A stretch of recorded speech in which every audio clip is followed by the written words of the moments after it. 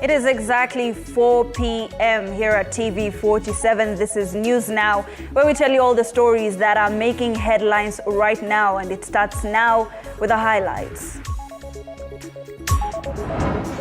The highlights. 6 judges of the Supreme Court recused themselves from hearing a matter that had lawyer Ahmed Nasir Abdullahi representing a client. Also, Deputy President Rigathi Gachagua emphasizes the importance of unity in the Mount Kenya region, advising leaders to avoid engaging in succession politics. We invite all to support this initiative to restore dignity in our youth, who are the main target of dishonest and heartless, ruthless business people. And Shakahola cult leader Paul Mackenzie and his close allies charged with 238 counts of manslaughter, as per Section 202 read with Section 205 of the Penal Code.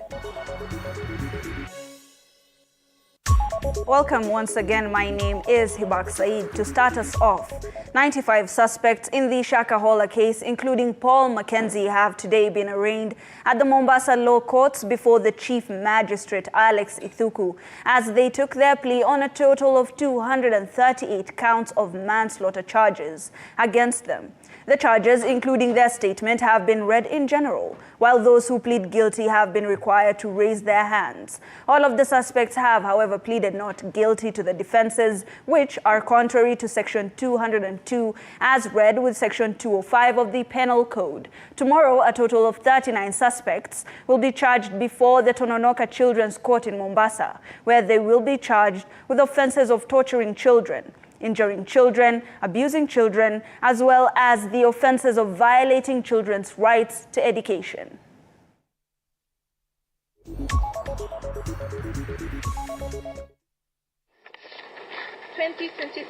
Nyote kwa pamoja ni kweli ama si kweli?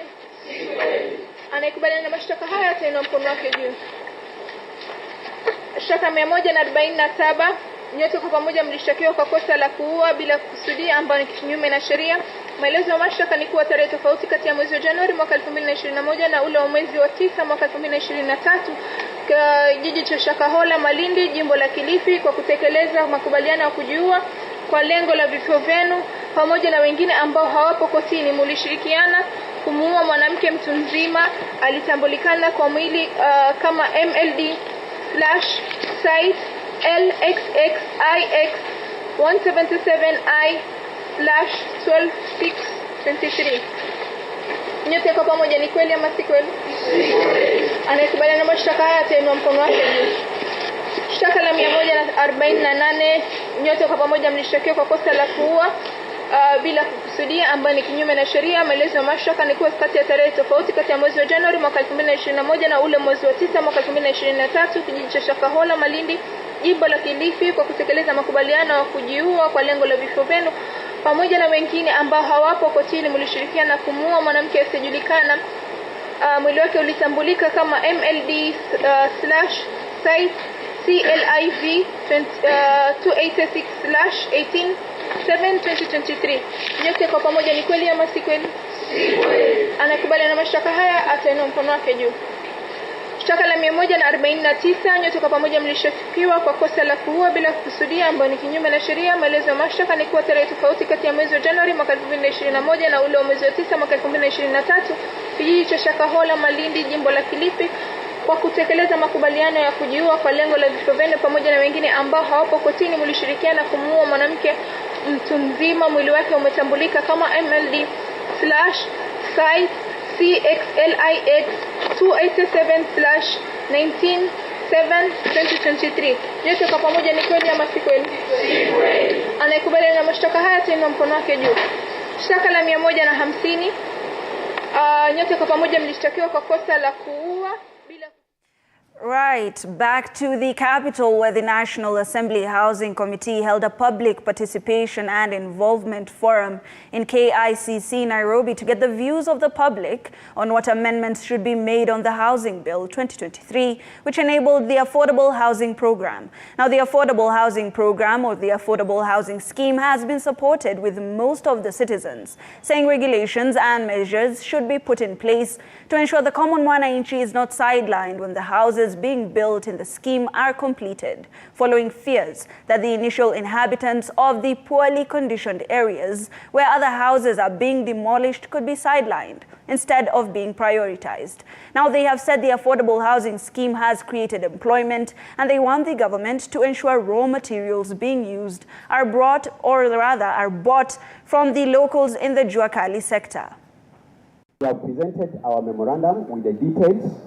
We are asking generally to look at the Article 43(1)(b). It's not only about affordable housing. Look at it from also the accessibility, adequacy, and the reasonable standards of sanitation. Kuja kwa mambo ya affordable housing, hiyo ni kitu nzuri because housing is a right. Kwa hivyo tukiongelelea mpango wa affordable housing, tunasema 100% tick. Mambo ambayo tuko na changamoto kidogo ni housing levy.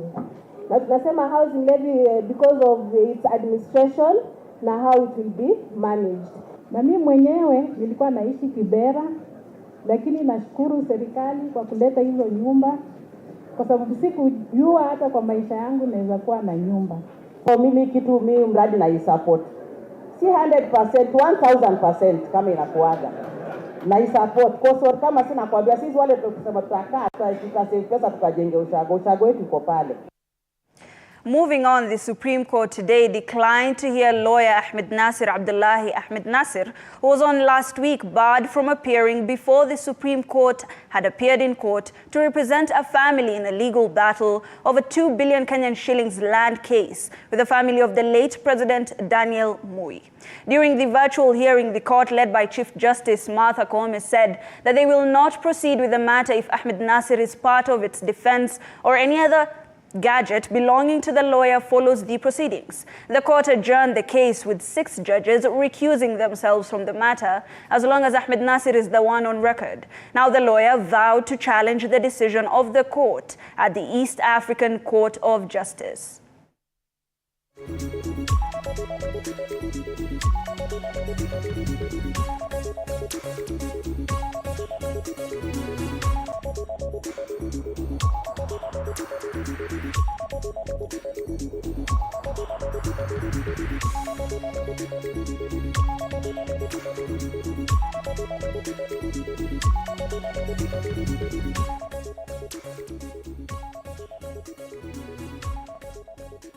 Let's move to Uasin Gishu, where the Kenya Medical Practitioners and Dentists Union have issued a 21-day strike notice to the Uasin Gishu and Elgeyo Marakwet County governments if their demands are not met. This comes after the union signed a collective bargain agreement with the counties last year, but they were not honored at all. KMPDU Secretary General Davji Atela has called upon the government to ensure that through the Social Health Insurance Fund, that doctors do get a comprehensive cover. There's a big shortage of doctors in this particular county, to the point that the facilities, the residents are actually struggling. They all have to run to MTRH to seek care. So we are demanding for employment of doctors. We have also seen a situation whereby there is arbitrarily stoppage of salaries for the doctors working in these particular counties and non-remittance of the statutory deductions. So from our deliberations, we decided to give Uasin Gishu County a 21-day strike notice to solve these issues that we have mentioned. So now it's upon the government, because the act is for the government, that we get a comprehensive medical cover. And this is not a favor we are asking for. This we are demanding because we relinquished our medical allowance of 5,000 per month, and we will be paying almost 17,000 per month. On matters politics, Azimio leader Raila Odinga has assured ODM supporters that Suna East MP Junet Mohammed is in ODM to stay.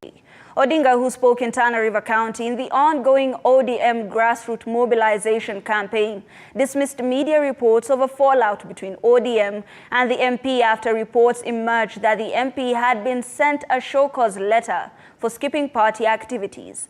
Now, Junet, who is ODM's Director of Elections, has lately been missing in the ongoing ODM mass recruitment drive. Odinga further dismissed reports of a fallout in Azimio leadership ranks. Hakuna shida, Junet hajaenda mahali, hakuna mtu ambaye ameguza Junet.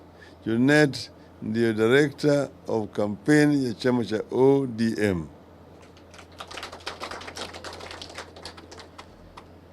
Tuna kiongozi katika hii muungano ya Azimio. Yale yote ambayo magazeti wanaandika ni porojo tupu.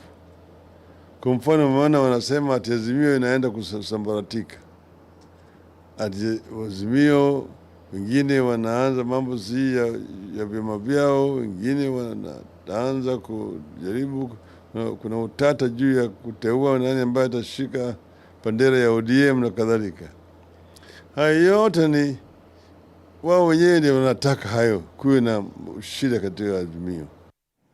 Let's move to Nyahururu County, where residents of Nyahururu town are living in fear as cases of killings continue to rise within the town and its outskirts. In a recent incident, a border rider was attacked and severely injured by armed robbers in Silale village in the outskirts of Nyahururu town. Another incident was the killing of a blogger, Bob Ojare, alias Bobby, who died after being attacked by thieves in his workplace. Nyahururu County Commissioner Joseph Kanyiri assured the residents about their safety as numerous cases have been reported and the police are following every possible lead to arrest the perpetrators. Tuko na kijana hapa ameweza kuuliwa hapa Nyahururu, hapa hangout, hapa Nyahururu T-Falls. Huyo kijana aliweza kukutwa na wezi, wakaweza kuzima CCTV, akaweza kuuliwa kwa njia ambayo sio haifai. Hata akipelekwa pale hospitali ni kama yeye alikuwa amemalizika. Tukienda kutafuta usaidizi kwa polisi ni kama wanarenga hiyo kakitu, wanatuchezea kidogo, wako na kasheshe mingi. Kuna huyo jamaa wa bodaboda tulijaribu kusaidia yeye, lakini bado polisi ni kama hawako active. Askari wetu wanafuata huo uhalifu ambao umekuwa kwa mji na wataturiza huu mji. Tuna imani nao. Hakuna yule atakuja kujificha hapa. Hakuna. Atajificha siku ya kwanza ya pili tumemnasa. Hatungekuwa tukifanya hii kazi, pengine wangekuwa wanaona mji huu ukiwa na raha, lakini wahalifu hawana nafasi na hawana chao. Lakini kuwe na ushirikiano mzuri sana kati ya wananchi na officers wetu wa usalama. Ni vizuri wapache serikali hizi habari kupitia kwa chief, kwa OCS, kwa ACC, na hizi habari wakitupea tutazichukua kwa siri, tupeleleze, na panapo uhalifu tufanye kazi yetu. Within the same region, members of County Assembly of Nyandarua have this morning shared the new Nyandarua County Alcoholic Drinks Act of 2023. They have enacted to provide structural support to ending illicit brew in the devolved unit before Deputy President Rigathi Gachagua. Gachagua, who accepted the measure, said the Nyandarua leaders have shown great bravery and tenacity in providing genuine public service by passing a legislation that places a focus on the welfare of the people and governs the production, distribution, and sale of alcohol. The new law, according to the second-in-command, is the result of coordinated efforts by the national and county leadership to step up attempts to establish like laws across the nation. This law, therefore, complements the efforts of national government agencies like NACADA, our security agencies, in adding consumption of illicit brews. Based on this milestone, we appeal and encourage other counties, particularly those that are working towards enacting similar frameworks, to hasten the process. And for those who are yet to start the process, Nyandarua County is indeed the place to go and benchmark. I wish to take this opportunity to clarify that the fight against toxic and illicit alcohol is aimed at promoting quality in genuine business. We invite all to support this initiative to restore dignity in our youth, who are the main target of dishonest and heartless, ruthless business people. On this note, I wish to thank the media for creating awareness on the killer brews and highlighting alternatives of keeping our nation sane and sober. In conclusion, I'd like to appeal to counties and other leaders to support initiatives of individuals, organizations, and other stakeholders in ending illicit alcohol, drugs, and substance abuse. We are proud as Nyandaruans. It is in public domain that for the last 10 years, Nyandarua was full of chaos. It was on news for the wrong reason. For now, we are proud that 1.5 years is gone. And now we are left with some few years. And we undertake to maintain peace. We undertake to continue passing relevant and productive bills. In fact, Your Excellency, we are coming up with another very good bill touching on agriculture, which I'll be briefing you soon, because we'll be coming for your support on that. Right. Traders and community members of Nyawita Trading Center in West Alego, Usonga Sub-County held a peaceful demonstration to protest increased rate of insecurity in that area. Led by the Market Secretary, Mr. Thomas Feather, and Helen Akinyi, the traders decried the escalating rate of insecurity, citing cases where lives have been lost and property worth hundreds of thousands of shillings lost. They lamented that sometime before the end of last year, a lady was brutally murdered and several shops were broken into, but nothing was done about it, despite the reports that they made to the security agencies. Consolata Anyango's shop has been raided twice, and she says that she lost property worth over 300,000 shillings and nothing was done about it. Hatuna ulinzi kabisa.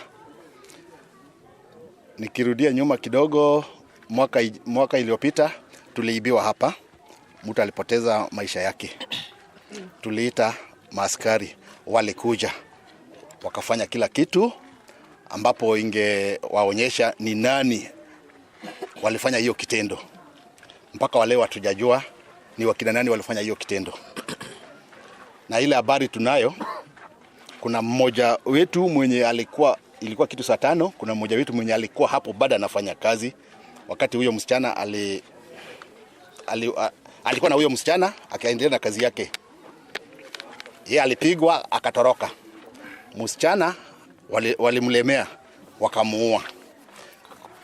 Huyo jamaa alituambia wenye walikuja walikuwa kwa police uniform, kwa sare ya polisi. Niliibiwa duka, nilipigiwa simu saa 12 ati Nyawita imeibiwa. Nikauliza ameiba duka gani? Akaniambia ni duka yako na ya Beti. Nikakuja, nikapata kama mlango ilifunjwa, kifuli hakuna, mlango imefunguliwa, vitu zimeenda. Na siku hiyo nilipata kama nilileta vitu hapo stock. Hata mchele ilikuwa bado sijapima. Vitu zote imeenda, mpaka mafuta ya salad 20 liters ilikuwa 2 bado sijatumia. Yaani wameiba vitu mingi kwa duka. Waliniwachia chumvi na toilet paper. Hiyo ndio kitu waliniwachia kwa duka. Tafadhali serikali utuletee ulinzi, hata kama ni AP ama Chief Camp iletwe hapa karibu. Nataka atuletee hapa taya yenye watu wanaweza tumia hapa kwa kijiji. Kwa sababu hapa kuna giza, hata kama ushafanya biashara yako, kama unaelekea nyumbani, unapata ni shida sasa, kuna tu giza, hata wezi wanaweza ficha tu hapo. Sasa naomba tu our leaders watuletee, watufanye kitu juu ya hiyo mambo ya stima. Moving on, the Unclaimed Assets Authority has invited citizens to claim cash amounting to 63 billion and other assets that it holds. The chairman of the UFAA Board of Trustees, Kigo Njenga, stated that the assets have been received from banks, insurance companies and SACCOs, where they have remained unclaimed in dormant accounts for an extended period. Kigo mentioned that the authority has reconnected over 2 billion shillings with owners or their kin in the past 2 years. He added that they aim to release, to release the remaining assets so that citizens can participate in nation building. Ile pesa tuko nazo ni bilioni 63. Out of that bilioni 33 ni cash taslim na bilioni 30 ni shares, value of shares. Ile 1.7 billion units of shares, value yake ni 3.5 billion. So total over 63 billion ndio tunaitia watu wa Kenya. Lipa bilioni 2. Na hizo bilioni 2 tunataka kulipa bilioni 10 before the end of the year. Na kufanya hivyo lazima wa Kenya mtusaidie kuja kuchukua pesa zenu. Here in Embu County to call upon everybody who has ever had a case in court, be it a criminal case and you deposited money and the case has been concluded, kindly come back for your cash bail. If it is a civil matter, you deposited money in terms of security, of course, we are also calling upon you to come and collect your money. We'll also be setting up a tent tomorrow, and we'll also be educating the public on issues of succession. If you have a relative who passed on and you have not claimed their assets, come to our desk. We'll be telling you of the procedures on how to file a succession matter. If you have any unclaimed financial assets, and if you do, what do you require to get your money? And we only ask you to come with your ID, a copy of your ID, and then the rest will be able to do it for you.